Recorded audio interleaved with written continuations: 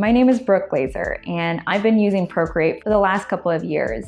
The work that I've done in Procreate has been used for wall art, children's apparel, greeting cards, magazines. It's completely changed the way that I work. I'm a big fan of the undo, redo buttons. For those of you that work digitally, you'll understand. But even beyond that, I love being able to work from anywhere. I can use the iPad on my couch. I can take it on an airplane.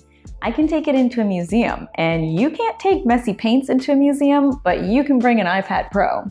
It's a great conversation starter. People are always coming up and wanting to know what I'm using and how it works, and I love talking to people about Procreate.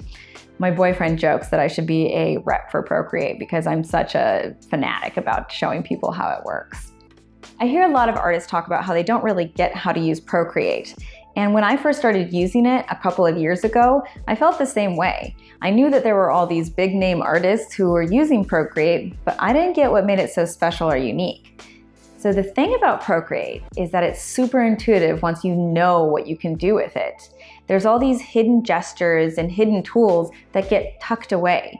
They're not distracting, so that when you're in the app, you are just drawing.